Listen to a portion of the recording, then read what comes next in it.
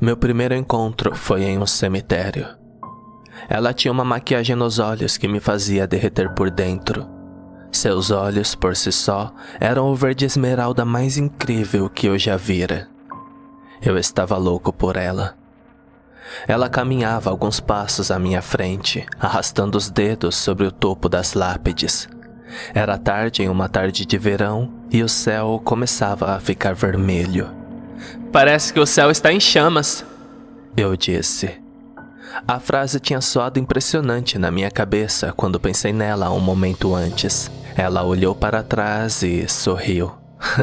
Esquece o céu. Meu coração está em chamas. Eu nunca tinha tido uma namorada de verdade e aquele era, sem dúvida, o melhor dia da minha vida. Eu a tinha visto pela primeira vez alguns meses antes, quando ela começou na minha escola. Ela não era como as outras garotas. Ela usava o que parecia ser um vestido de brechó esvoaçado sobre botas pesadas. Seu cabelo, longo e preto, estava emaranhado com pedaços de fitas rasgadas e miçangas coloridas amarradas nele. Naquele primeiro dia em particular, ela estava recebendo muitos olhares rudes. Eu a observava de boca aberta enquanto meu pulso disparava. Fiquei imediatamente fisgado. Passei praticamente todas as minhas horas acordado depois disso, pensando nela. Muitos devaneios estavam envolvidos. Eu entraria em cena quando ela estivesse sofrendo bullying por ser diferente e ela me diria que éramos almas gêmeas, então me beijaria. Ou ela estaria sentada na sala da cantina como sempre e parecendo triste. Eu me sentaria ao lado dela e diria algo engraçado, então ela me beijaria. Beijos faziam várias aparições. Quando eu não estava fantasiando assim, eu estava ensaiando frases de abertura. Eu as praticava. Mais de uma vez comecei a caminhar em direção a ela, dizendo a mim mesmo que era agora que eu ia falar com ela. Eu ficava com muito medo todas as vezes e continuava amando à distância. Então, ela tocou meu ombro. Era depois do almoço e eu estava guardando um livro no meu armário sem perceber que era ela. Eu me virei e ela estava ali, bem à distância de um beijo. Oi? Ela disse. Tentei responder algo, mas parecia ter perdido a fala. Felizmente, ela continuou falando. Então, é que eu te vi por aí e tenho uma sensação de que você quer falar algo, mas algo está te segurando. É que eu acredito que a vida é para ser vivida ao máximo, sabe? Aproveitar o momento e tudo mais. Então, se há algo que você queira me dizer... Ela deixou a pergunta no ar, e eu soube que tinha uma decisão de vida a tomar naquele momento. Opção A, eu poderia ficar ali, mudo, até ela ir embora e então me ignorar pelo resto da vida. Opção B, eu poderia desmaiar. Ou, opção C, eu poderia dizer algo. De alguma forma, optei pela opção C e disparei em velocidade. Eu acho você linda e você quer sair comigo? Ofeguei em busca de ar. Ela estava me olhando, mas não respondia. E eu soube que eu tinha estragado tudo e pagado um mico completo. A opção B parecia ser o próximo curso de ação. Só que ela riu e disse: podemos sair depois da escola, se quiser.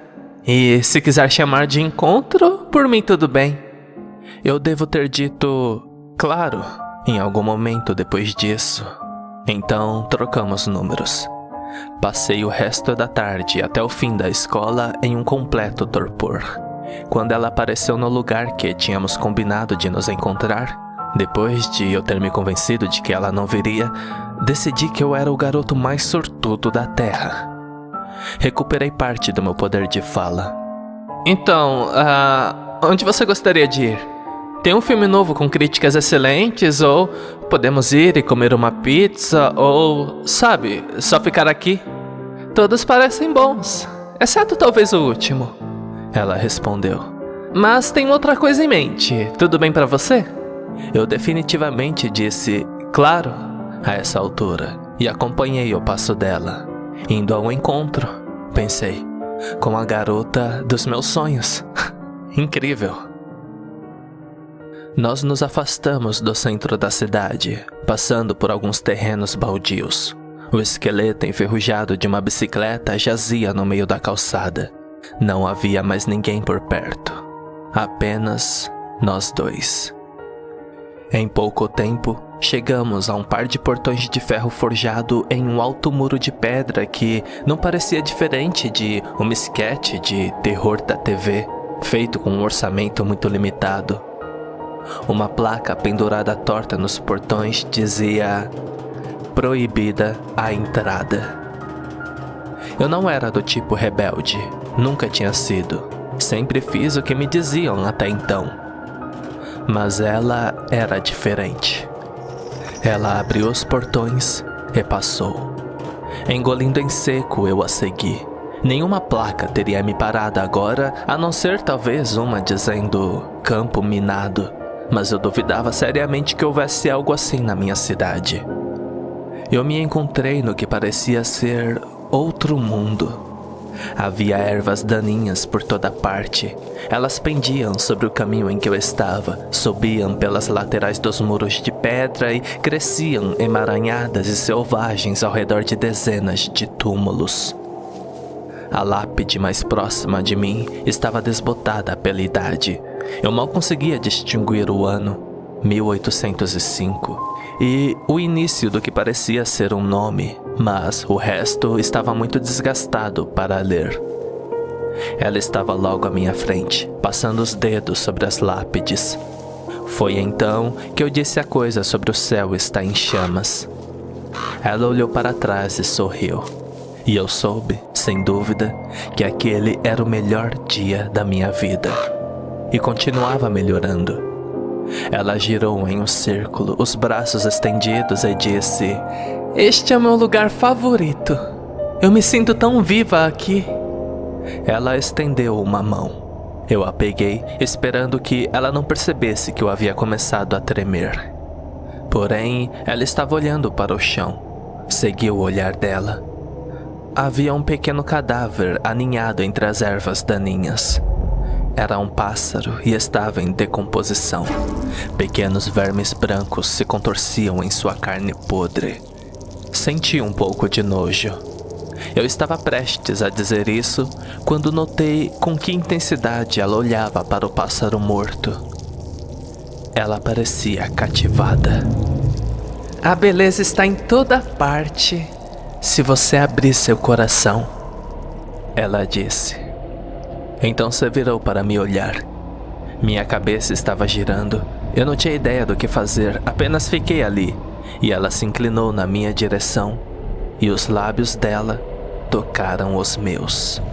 E aquele foi o melhor momento no melhor dia da minha vida. Depois que ela me beijou, disse que estava ficando tarde e que deveríamos encerrar a noite. Assenti atordoado e a segui de volta para fora do cemitério. Ofereci-me para acompanhá-la até em casa, mas ela disse que estava bem e foi embora, virando-se mais uma vez para acenar. Eu praticamente flutuei até em casa. O dia seguinte era sábado e acordei cedo. Segunda-feira era feriado, o que significava um fim de semana prolongado. O que já teria sido ótimo de qualquer forma, mesmo que minha vida não tivesse sido transformada. Eu estava absolutamente radiante ao enviar uma mensagem para ela. Oi, linda. Que horas e onde você quer que a gente se encontre para nosso segundo encontro? Adicionei emoji de 5 beijos. Achei que era demais, então os deletei. Adicionei um emoji de beijo, que não pareceu ser o suficiente. Então deletei e apertei enviar, e esperei por uma resposta.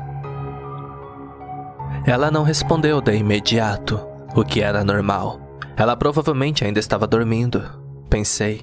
Então tomei um banho, bem rápido, pois não queria deixá-la esperando pela minha resposta a resposta dela. Ainda pingando porque não tinha me secado, verifiquei meu telefone. Nada. Sentei na minha cama, imaginando se eu deveria ter enviado os beijos. Ou enviado uma mensagem completamente diferente. Eu estava relendo e desejando ter feito isso quando uma resposta chegou. Desculpe, hoje não posso. Ocupada hoje. Nenhum beijo. Apenas 5 palavras. Resultado: devastação. Eu não entendia. O que havia acontecido tinha sido tão especial e era como se ela não importasse. Eu queria ligar para ela e perguntar o que estava de errado, para dizer a ela que eu queria vê-la. Mas, se eu fizesse isso, a afastaria? Eu precisava agir com calma? Eu não tinha ideia. No final, apenas enviei um curtir à mensagem dela e passei o resto da manhã me sentindo patético e triste. Meus pais estavam fora para o feriado prolongado, visitando uma tia, e só voltariam na noite de segunda-feira. Eu estava livre para ficar deprimido pela casa de camiseta e shorts, e não havia ninguém por perto para se importar. Na hora do almoço, decidi que não aguentava mais ficar em casa. Eu tinha que fazer alguma coisa ou enlouqueceria. Parti caminhando para o cemitério. Era o único lugar que eu conhecia onde ela poderia estar. O sol estava alto no céu e impiedoso, e quando cheguei lá, estava suando bastante. Cheirei rapidamente minhas axilas. Não era bom e considerei voltar. Não apenas porque eu cheirava tão mal, mas porque eu não tinha ideia do que diria a ela se ela estivesse lá. Oi, eu só estava dando uma volta e não esperava te ver aqui? Não podia dizer isso. Talvez eu pudesse ser honesto. Eu estou perdidamente apaixonado por você e precisava te ver. Isso era pior. O que eu deveria fazer? Uma coisa era certa. Se eu voltasse para casa, não havia chance de vê-la. Mas, se eu entrasse no cemitério, havia uma remota chance de que eu a visse. Talvez ela ficasse feliz em me ver.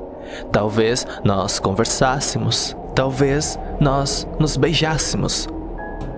Respirei fundo e empurrei o portão. As placas de proibida a entrada não significavam nada para mim agora. As lápides elevavam-se acima das ervas daninhas. Comecei a me perguntar sobre os mortos cuja presença elas marcavam. Teriam sido mães, pais, irmãos, irmãs e filhos? Teriam sido amados e lamentados? Será que, assim como as inscrições que haviam desbotado as memórias dos ali enterrados, também haviam desaparecido? Sentindo-me para baixo, passei túmulo após túmulo. Não tínhamos ido tão longe no cemitério no dia anterior, e os túmulos começaram a parecer ainda mais antigos. Algumas lápides estavam rachadas, outras jaziam planas na terra. Parte de mim queria deitar entre elas e nunca mais me mover. E então, eu a vi.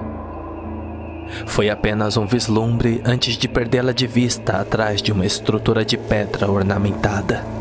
Corri atrás dela, meu coração batendo forte no peito e todo o resto esquecido. Ela estava ali. Eu ia vê-la. Cheguei ao outro lado da estrutura. Era um elaborado local de descanso para uma pessoa morta. Lutei para me lembrar do nome. Mausoléu. Eu não tinha certeza, mas era seriamente assustador. Suas paredes estavam escurecidas pelo tempo e uma gárgula empoeirada sobre a porta. 2 grandes lápides pesadas e quebradas estavam apoiadas contra a parede ao lado da porta. Mas não havia sinal dela. A menos que... Eu me aproximei da porta. Estava aberta, só um pouquinho. Olhei ao redor. Havia apenas um lugar para onde ela poderia ter ido. Cerrei os dentes e me espremi pela fresta na porta. Feixes de luz caindo por frestas estreitas na pedra significavam que eu não estava completamente cego enquanto avançava por uma passagem estreita. Havia um arco baixo sobre uma abertura. Passei por ele e entrei na câmara dela, onde meu mundo desabou. Ela estava lá e ela não estava sozinha. Ela estava sentada em um caixão de pedra, a cabeça apoiada em alguém que tinha cabelos longos e castanhos emaranhados. Ambos estavam de costas para mim e tinham um cobertor jogado sobre eles. Meu coração estava se partindo. Eu me senti tão estúpido, tão ingênuo. Ela estava com um amante, o verdadeiro amante dela. Não eu, não um garoto idiota. E agora ela se virara para o amante, passando os dedos pelo cabelo dele. E agora, afastando o cabelo e se inclinando para beijá-lo. O suor que cobria meu corpo virou gelo. Eu pude ver o rosto do amante dela. As maçãs do rosto, o maxilar, os dentes expostos. Era um crânio. Ela pressionou os lábios contra o osso e o beijou. Um beijo longo e apaixonado. Comecei a tremer por completo. Finalmente, ela desfez o beijo. E então sussurrou algo para o rosto de ossos e sorriu. Então ela se levantou e se virou. E me viu. A surpresa cintilou no rosto dela. Então ela pareceu recuperar a compostura e sorriu para mim novamente. Oi! Ela disse. Que bom te ver! Ela falava como se tivéssemos nos encontrados por acaso no shopping, não em uma tumba onde ela acabara de beijar um esqueleto. O que você está fazendo? Consegui dizer. Fazendo com aquilo? Eu apontei para o esqueleto, minha mão tremendo incontrolavelmente. Com essa coisa que você tirou do caixão. Ela pareceu confusa com isso, mas apenas por um momento. E então ela riu. Não seja idiota, ela disse. Eu não o encontrei aqui no caixão. Eu o encontrei na minha antiga escola. Começamos a namorar e o cemitério era nosso lugar favorito para nos encontrarmos, especialmente aqui dentro, onde era tão privado. Era nosso lugar. E foi aqui que ele me disse que queria ficar comigo para sempre. Eu disse a ele que havia uma maneira disso acontecer, se ele realmente me amasse. Ele nunca mais saiu daqui depois disso. E cada vez que eu o visitava, ele estava um pouco mais decomposto. E era lindo, era meu segredo especial. E agora, tudo o que resta dele são seus ossos. Mas não fique com ciúmes. Eu estava beijando por causa dos velhos tempos. Eu disse a ele que acabou entre nós, porque eu conheci alguém novo. Você. Enquanto ela dizia isso, ela se moveu na minha direção. Então me abraçou e disse: E agora, você pode ser meu amante especial. Quando a pele do seu corpo escurecer e morrer, e os insetos começarem a se alimentar da sua carne doce em decomposição, eu voltarei aqui quando você estiver morto, e abraçarei seu cadáver apodrecido. Ela beijou a ponta de um dos dedos e colocou gentilmente contra meus lábios. Então, ela saiu. Ouvi a pedra se movendo, mas só conseguia ficar ali, horrorizado. Não sei quanto tempo passou antes que eu conseguisse me livrar do choque. Eu precisava sair dali. Ainda me sentindo meio trêmulo e enjoado até a alma, refiz meus passos até a porta. Não havia fresta. Xinguei. Ela devia tê-la arrastado para fechar. Tentei arrastar meus dedos entre a porta e a parede e afastá-la, mas era inútil. Então comecei a empurrar com todo o meu peso contra ela.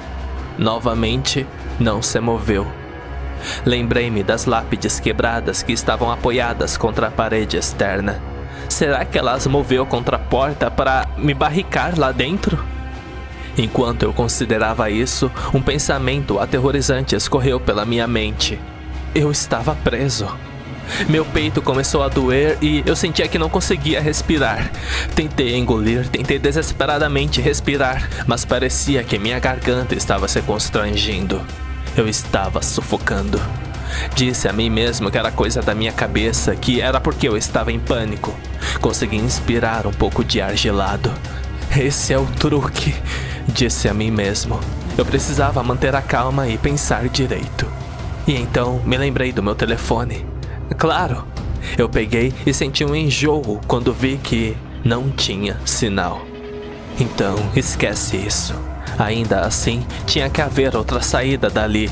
Era sábado à tarde, as pessoas estariam em seus jardins, fazendo churrascos, estariam fazendo compras, saindo. Comecei a gritar por ajuda. Andei pelo espaço confinado, gritando a plenos pulmões repetidamente.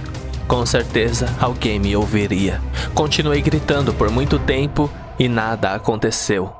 A não ser meu ânimo afundando ainda mais, enquanto pensava em como eu nunca tinha visto uma única outra pessoa no cemitério ou em seus arredores nas 2 vezes em que estive ali. O que significava que eu estava em uma zona proibida. Eu estava completamente sozinho e ninguém viria me resgatar. Não importava o quanto eu gritasse. Até meus pais voltarem na noite de segunda-feira, ninguém sequer perceberia que eu estava desaparecido e na pior enrascada da minha vida. Percebendo isso, desabei em lágrimas. Deitei-me no chão de pedra fria da minha prisão e chorei incontrolavelmente. Depois de um tempo, me encolhi em uma bola e observei os feixes de luz que vinha pelas frestas da pedra diminuírem até que eu estava na escuridão total. Em algum momento devo ter adormecido, porque quando abri os olhos, pude ver a luz fraca vazando novamente. Sentei-me, sentindo pela forma como doía, como se tivesse envelhecido 50 anos da noite para o dia. Minha boca estava horrivelmente seca e eu precisava muito fazer xixi. Um pensamento aleatório me ocorreu sobre algo que eu lera em um livro didático sobre marinheiros antigos que, encalhados no mar, precisavam beber a própria urina para sobreviver. Nojento, pensei. Não chegaria a esse ponto para mim. Eu só precisava de uma nova ideia e estaria livre a tempo para os pratos especiais de almoço do meu restaurante favorito. Eu ia pedir uma Coca-Cola extra grande, tão cheia de gelo que transbordaria pelas bordas. Então, eu comeria 3 hambúrgueres seguidos com tantos acompanhamentos que eu não conseguiria me mover por horas. Eu não estava com muita fome até pensar nisso, mas de repente, estava faminto. E ainda não conseguia pensar em uma única coisa para fazer que me tirasse dali. Abracei os joelhos ao peito e me perguntei se eu deveria apenas esperar que meus pais voltassem e descobrissem que eu estava desaparecido. Eles ligariam para a polícia, com certeza, e uma caçada humana seria lançada. Haveria helicópteros, cães policiais, a busca provavelmente estaria em todos os canais de notícias. Eu seria uma celebridade depois de ser encontrado, com um reencontro emocionante e choroso diante das câmeras. Eu estaria em programas de entrevista. Seria incrível. Eu estava, felizmente, perdido em pensamentos sobre isso, quando senti uma dor aguda no tornozelo. Olhei para baixo e vi um rato ao lado do meu pé. Tinha sangue nos dentes. Meu sangue, percebi com horror. Ele tinha me mordido. Xinguei e chutei o rato. Ele rosnou e manteve sua posição. Era grande, muito maior do que eu pensava que os ratos deveriam ser.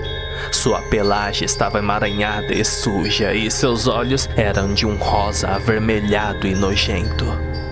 Eu estava convencido de que ele ia me atacar novamente quando ele se virou e foi embora. Eu estava prendendo a respiração sem perceber e ofeguei dolorosamente para recuperar o fôlego antes de levantar cuidadosamente a barra da minha calça jeans. Os dentes do rato tinham me perfurado completamente e uma linha de marcas de mordida brilhava com sangue fresco. Ardeu como o inferno. Xinguei o rato e seus pais e o resto de sua família e toda a espécie de ratos. Eu não podia acreditar que ele tinha me mordido. Eu estava claramente vivo e me movendo e isso não estava certo. Novas lágrimas escorreram pelo meu rosto. Ser uma celebridade não valia aquilo. Mas eu não via outra escolha a não ser esperar que minha mãe e meu pai chegassem. Só que o tempo passou e eu não tinha ideia de que horas eram, além do fato de que ainda conseguia ver a luz vindo de fora. Comecei a pensar logicamente o que aconteceria quando meus pais chegassem em casa. Seria tarde e eles provavelmente presumiriam que eu estava dormindo na cama. Na terça-feira de manhã, eles sairiam cedo para o trabalho, embora deixassem leite fresco para mim para o cereal e um bilhete dizendo o quanto sentiram minha falta. Meus pais eram pessoas legais, mas eram muito ocupados e distraídos. Eu sabia que eles tinham problemas de ter dinheiro porque os ouvira falando sobre isso. Eu não era, de forma alguma, uma criança negligenciada. Eu apenas tinha muito espaço. Isso sempre foi muito bom para mim. Até agora. Porque isso significava que seria terça-feira à noite antes que eles tivessem qualquer ideia de que algo estava errado. Mesmo assim, eles poderiam pensar que eu estava fora. Então seria terça à noite antes que qualquer tipo de alarme fosse acionado. E então, quanto tempo levaria para a polícia fazer alguma coisa? Sem falar em soltar os cães e helicópteros. Abaixei a cabeça entre os joelhos enquanto a terrível realidade da minha situação continuava a me atingir. Eu ficaria ali por muito tempo se estivesse esperando ser resgatado. Meu estômago doía muito e estava com tanta sede. Eu tinha uma dor de cabeça latejante também. Tentei lembrar quanto tempo uma pessoa podia ficar sem comida. Parecia que eu me lembrava que era pelo menos uma semana antes de qualquer dano real fosse feito, mas eu não tinha ideia de onde tirei esse conhecimento. Então, isso talvez fosse possível. E ficar sem líquidos. Eu tinha uma sensação horrível de que isso era uma questão de 2 a 3 dias, e então seria o fim. Eu morreria, sozinho e aterrorizado em uma tumba. Fechei os olhos e comecei a chorar novamente. Só que desta vez eu estava chorando como uma criança pequena, pedindo em voz alta para mamãe e papai virem me salvar. Eu ainda estava fazendo isso quando ficou completamente escuro de novo. Eu passaria a minha segunda noite como prisioneiro. Não dormi nada. Eu continuava ouvindo o som de algo se movendo pelo chão ali perto. Eu não conseguia ver o que era, mas imaginei que sabia. Em intervalos regulares, eu chutava e gritava para tentar assustar o rato. Eu não seria o lanche da meia-noite dele. Quando a luz retornou, eu me arrastei para ficar de pé. Eu estava tão envolvido em mim mesmo que nem tinha pensado na coisa com a qual estava compartilhando meu confinamento. O esqueleto ainda estava sentado no caixão. Ela deve tê-lo escorado, imaginei, para que pudesse se agarrar a ele. Arrepiei-me. Além de ter cabelos desalinhados, suas unhas eram muito longas. Outro fragmento do meu arquivo de conhecimento inútil veio à mente.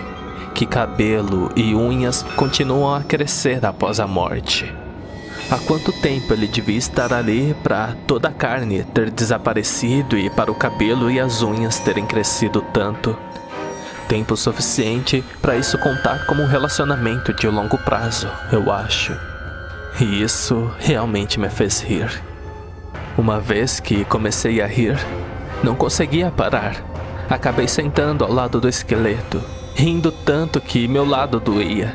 Quando o riso finalmente diminuiu, limpei as lágrimas dos olhos e respirei fundo. Eu definitivamente tinha enlouquecido um pouco ali. E isso não tinha contribuído em nada para minha fuga.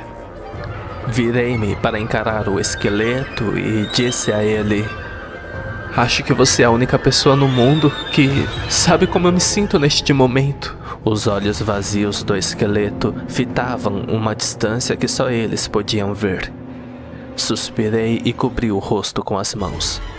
A morte estava vindo para mim, e uma vez que a morte tivesse feito seu pior, ela voltaria para satisfazer seus desejos doentios com que eu haveria me tornado, se eu desistisse. Eu gritei e bati o punho na tampa do caixão. Não, eu não tinha terminado ainda. Eu faria qualquer coisa para sobreviver. Eu estava agora na zona de perigo. Era a hora de beber urina. O problema era que, por mais que eu tentasse, não conseguia. Eu desisti. O rato reapareceu enquanto eu estava tentando. Seu nariz feio tremia, esperando seu momento, eu acho. para quando começaria a me comer. A menos que... O rato não esperava que eu pulasse nele. Não me dei tempo de parar e pensar. Eu mordi e bebi seu sangue. Fiz o que tinha que fazer para viver. Depois, tomado de autodepreciação, deitei-me no chão e fechei os olhos. Estava tão cansado que afundei em um sono profundo e vazio. Até que algo rastejou para meu sono. Um som. Meus olhos abriram num piscar. O resto de mim permaneceu imóvel. Eu estava exausto demais para me mover. Então, ouvi outro som. Passos. Meu corpo inteiro enrijeceu e fechei os olhos. Eu não precisava ver para saber que ela estava de volta. Ela deve ter pensado que eu estava morto, que tempo suficiente havia passado, o que significava que o rato tinha salvado minha vida. Minha mente disparou em pensamentos enquanto eu a ouvia se movendo pela câmara. Imaginei suas botas pesadas, seu vestido de brechó esvoaçante, seu cabelo longo e preto decorado com miçangas e fitas, a maquiagem ao redor de seus olhos verdes. E eu ainda não me movi. Meu coração estava batendo muito rápido e eu me perguntei se ela podia ouvi-lo, se ela sabia que eu ainda estava vivo. Com certeza ela sabia. Com certeza? Senão, eu tinha minha chance de escapar. Eu poderia me fazer de morto, assim, então surpreendê-la e fugir. Senti ela tocar minha bochecha com os dedos. Ela os deslizou pela minha bochecha e para meu pescoço. E então, beijou meu pescoço.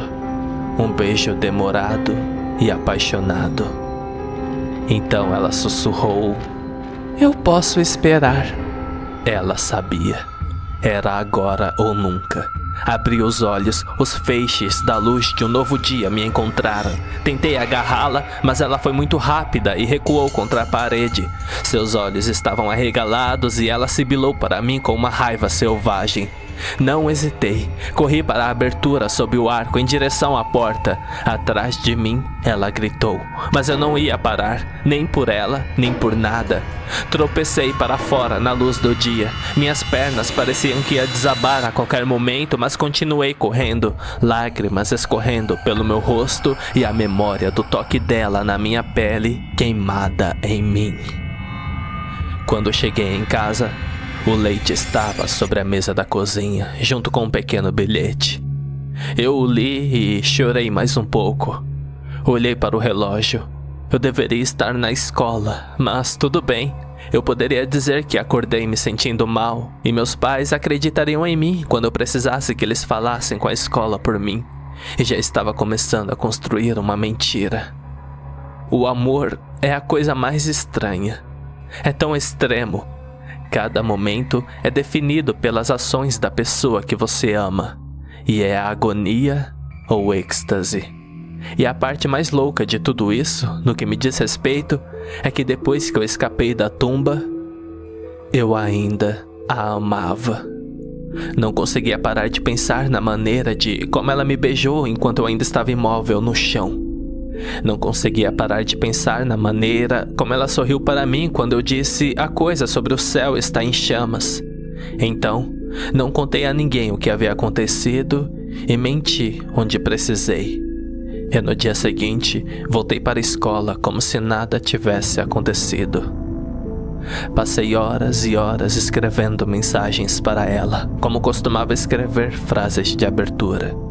Mas nunca enviei nenhuma porque nenhuma delas parecia certa.